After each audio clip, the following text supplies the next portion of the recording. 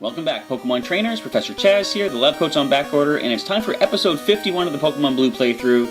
It's been a few days since the last episode. I am refreshed, I am calm and collected. If you missed the last episode, what happened was a lot of trolling by the RNG, random number generator, here in Victory Road, which we are currently at. We're heading towards the Pokemon League and the Indigo Plateau, but just the sheer amount of random bad luck that was hitting us last episode leads me to believe the game cheats at this point and not lowers the accuracy, but changes the percentages in the computer's favor and definitely hinders the player.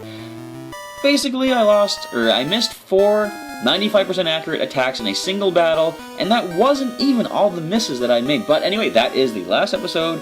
We have recuperated ourselves, we are ready to roll, we are here, ready to finish up this Victory Road. First thing first, I did lose our Eradicate Squeak, so I'm going to revive him. And we're going to check the team as a quick team recap. Let's go ahead and start with level 43, our Eradicate Squeak. He's got 108 for speed and 91 for attack, so he's almost at 100 with that as well. Hyper Fang, which we've only got one left of. Quick Attack, Super Fang, and Tail Whip is his moveset. Next we have Pikachu at level 44, our Pikachu of course from Viridian Forest at speed 104, very nice. Thunderbolt, Body Slam, Thunder Wave, and Flash for his moveset. Here is Chirp with a single HP left on him. Speed is 105, which is very nice. He's at level 43 right now with Fly, which we have no PP left for. Quick Attack, Sand Attack, and Whirlwind rounds out his moveset.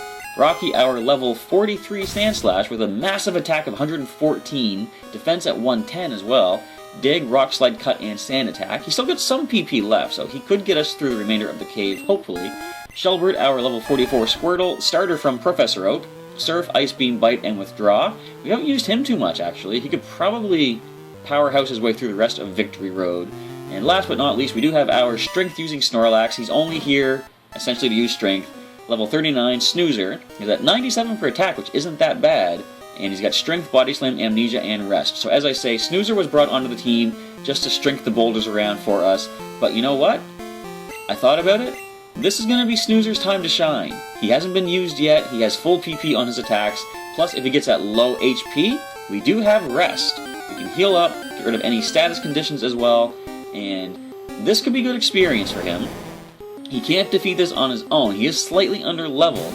We are going to switch around into... Want to go Shelbert or Rocky? I'm thinking Rocky.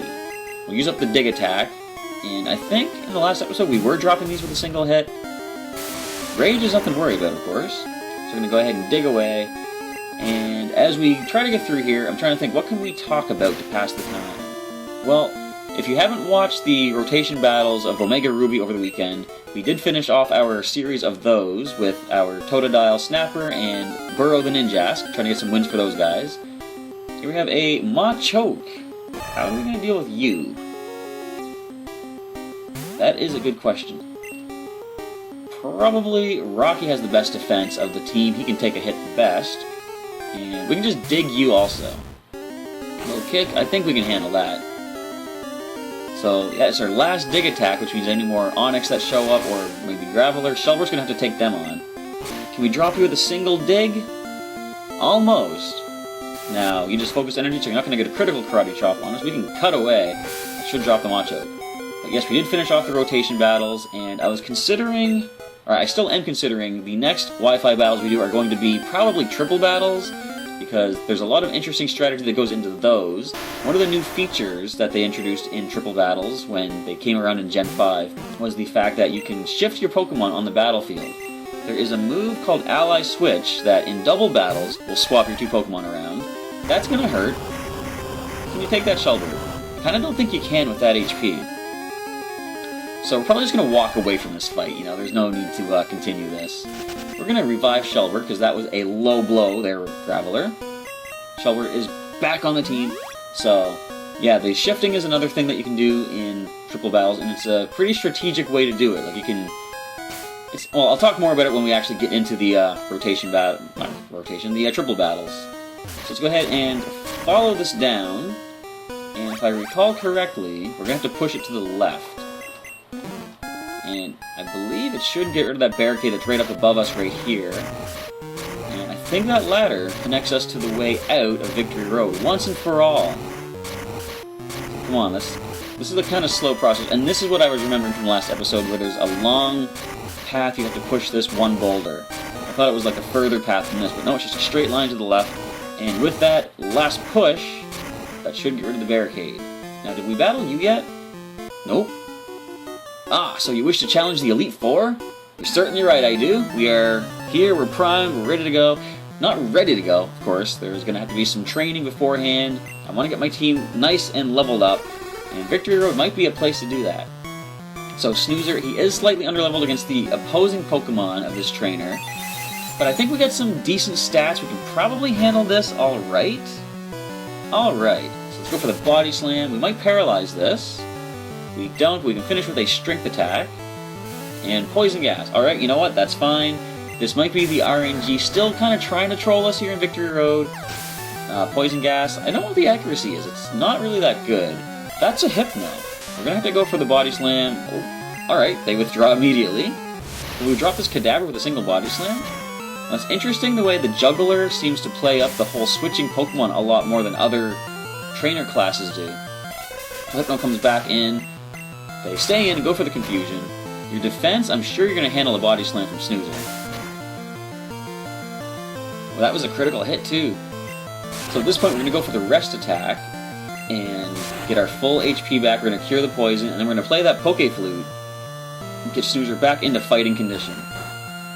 But yeah, so the triple battles, that's probably going to be the next rotation. Why do I keep saying rotation battle? I'm so used to the rotations after all these weeks of doing those. But the triple battles are going to be the next Omega Ruby Wi-Fi format that we're going to go with. But as I said at the end of the rotation... Yes, rotation, now is the right time to say it. As I said at the end of the rotation battles on Saturday, I am going to... Why do you keep switching? I am going to be doing a different kind of thing, a side content sort of thing on the channel, just to sort of mix it up a bit. We've been doing Wi-Fi battles for... It's got to be like months now, I believe. So there is an idea I have in mind. It's something I was kind of playing around with for quite a while, thinking, do I want to do it? Do I not want to? Like, it was going to slow down the Pokemon Blue playthrough, or rather, all the generations playthrough. And you'll see what I'm talking about once we get into it, but I figured it could be a nice way to replace... Ooh, Snoozer levels up. Almost at 100 with the attack stat. Alright, so we hit level 40 with our Snorlax. You got me. Yes, I did. Thanks for the cash. Adrian also came through here.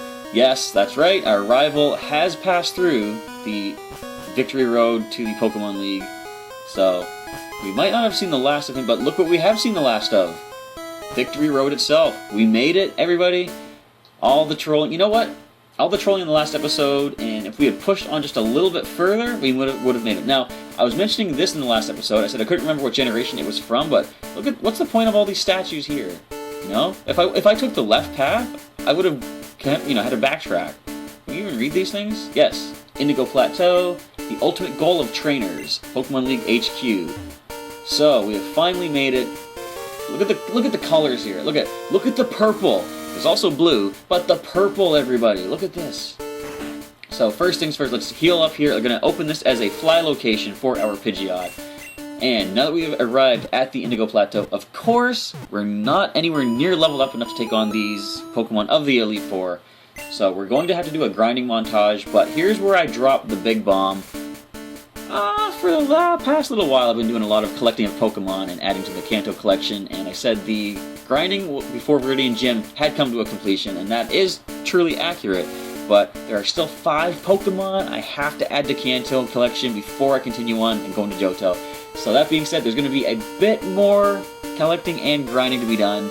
But fortunately, of the 5 Pokemon I'm going to be getting, only 3 of them I need to train to evolve. The other 2 are just going to be in the collection. I'll bring them back in future playthroughs, and they can get their leveling up that way. So it won't be as bad as it sounds. Yo, champ in making! At Pokemon League, you have to face the Elite Four in succession. If you lose, you have to start all over again. This is it! Go for it! Well, not just yet, I'm not going to. Wow, tons of Pokemon stuff. Remember in the anime when Ash made it to the Indigo Plateau, there was like a big carnival festival thing going on? Why don't they have that here? That'd be pretty awesome. So we are going to deposit some Pokemon. I need to make some space on the team. Let's go ahead and... Snoozer, you did awesome getting us through Victory Road. You can take a rest. Putting you in the box. We're going to put Rocky as well in the PC. And Squeak also. I want to keep Shelbert and Pikachu on the team. And I'm going to keep Chirp, so I can use him to fly around to the different locations we're going to need to go to. So let's go ahead and hop on our Pidgeot. First order of business, I'm going to fly to... let's go to Vermilion City. We're going to head up into here, and I actually need to pick up an item out of the PC. A couple items, actually, if I remember correctly. So I need to grab... As soon as I grab the item, you're going to see what I'm talking about. But first, I know I need to make some space in my items right now because we did pick up some items in Victory Road. Our box, or our bag is full. I think I can put the Max Revive away. Yes, we had one in the PC. Okay, because the PC is still full as well, if I recall correctly. We can put away... Oh, we can sell the rare candy too, actually. Got space for full heal? Yes, we do. Excellent. So we free up 2 spaces. We're going to grab 2 items. First item is going to be the Old Rod. And the next item, where would it happen to be? Do I have it in here? There it is. Super Rod. So we're going to get 2 water Pokemon, of course. Now, for those of you that don't know what the Old Rod does in Gen 1, well, I'll show you, but I'm sure many of you are familiar with that. So we're going to head up here and do a fish for a Pokemon using the Old Rod. So, in Gen 1, the Old Rod only ever catches one type of Pokemon at level 5. And what's that Pokemon going to be? It's going to be...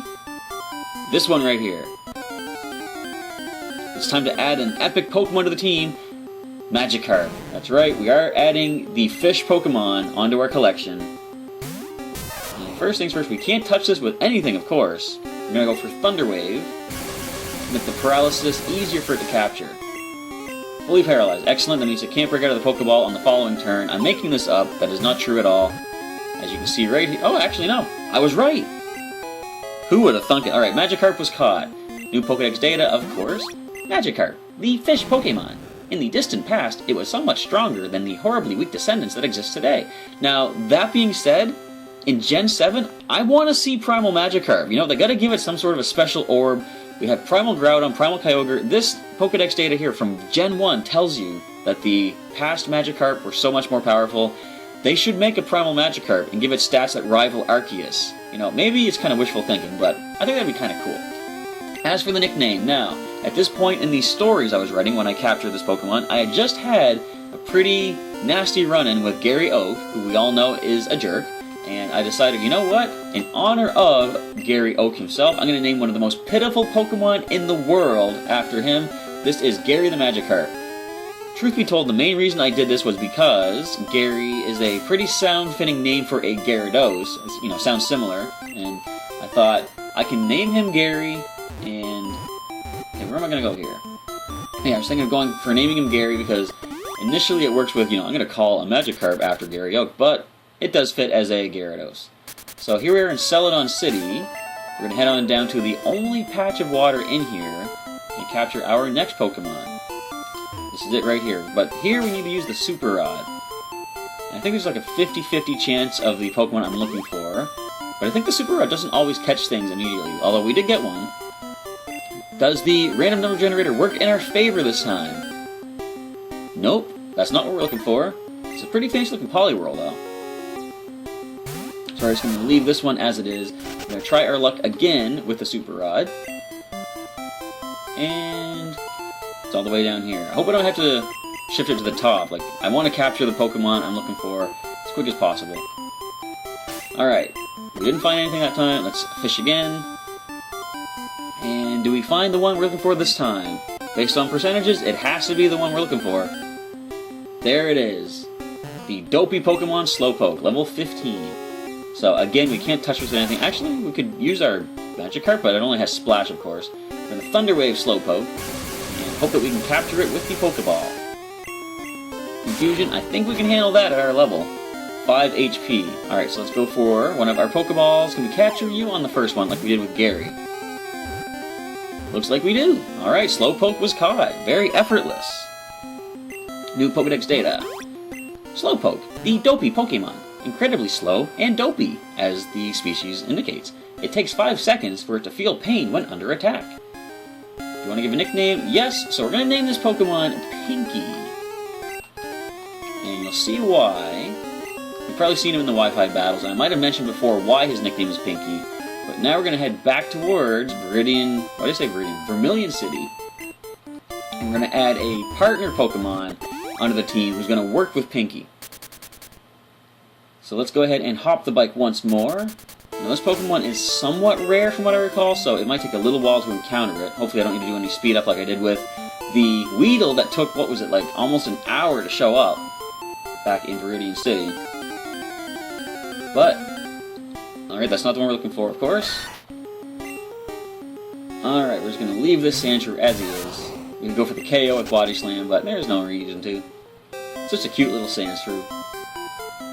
Alright, do we find the Pokemon that we're looking for now?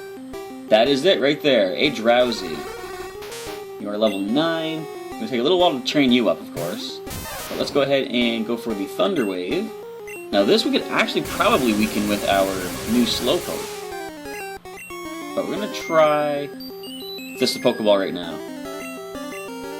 I don't want to risk getting a critical hit, although with the slow speed stat of Slowpoke, I don't think we would get a critical. I'm going to try just a few Pokeballs before I go for anything to weaken it.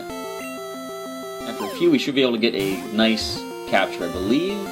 Actually, just 2. Alright, Drowzee was caught, and let's go ahead and check the Pokedex data for this Pokemon. Drowzee, the Hypnosis Pokemon, puts enemies to sleep, then eats their dreams. Occasionally gets sick from eating bad dreams. Want to give a nickname to Drowzee? Yes, so this is Pinky's partner. We're going to go ahead and nickname him the... Takes a while to get to all these uppercase and lowercase. The Brain. Alright, so Pinky and the Brain have been added to the team. Now, let's take a look at the stats of these Pokemon that we just captured. So, Gary level 5. Not too bad on the speed stat for a level 5 Pokemon. He knows Splash. And Pinky, what do you have working with here? We got speed of 12. Isn't that kind of sad? Gary already outspeeds Pinky. So we have Confusion, and wait, what was your attack stat? Hang on.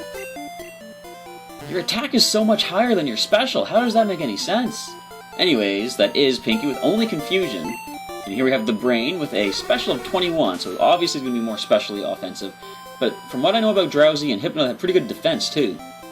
And Pound and Hypnosis. So with these Pokemon added to the team, what I'm going to do is head to somewhere. I'm just going to go back here and heal it up in Vermilion City. And we're going to start the grinding of these Pokemon right now. And we're going to speed through it as quickly as we can, try to get them as close to their evolving levels as possible.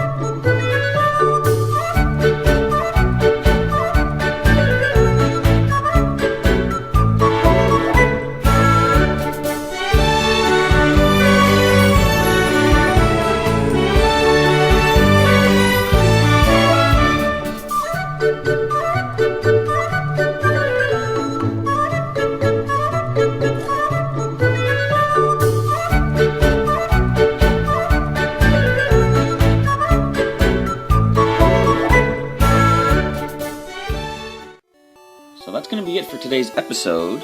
Not much progress was made. I kind of forgot how tedious it is to train a Magikarp back in Gen 1. Not that it's really gotten that much better over the generations, but if you want a real exercise in tedium, try switch training a Magikarp against an area with Jigglypuff that know nothing but Sing. So that was an interesting endeavor. You see Gary, we got up to level 11, so he gained 6 levels. The Brain has gained 4. Pinky we haven't trained just yet, but we're going to start working on that in the next episode. So the next one is going to start with some more grinding montage action for these Pokemon. I'm going to break it up a little bit though, because before any of them evolve, I'm going to add those final 2 Pokemon into the team. That itself might be a bit of an exercise in tedium as well, and you'll see why once we get into that. So if you like what you're seeing in the playthrough, feel free to leave a comment down below. Let me know what you think so far and what you're looking forward to in the future. I'm assuming you're looking forward to, as much as I am, the completion of this game and defeating the Elite Four and finally moving on to another game. All this grinding is going to be behind us, but we're getting there, slowly but surely. I want to say thank you for checking out today's episode, and come on back on Tuesday for another one, as we might get Gary to almost evolve into Gyarados. So we're going to see how that plays out. Anyway, once again, thank you for checking out today's episode, and I'll catch you next time.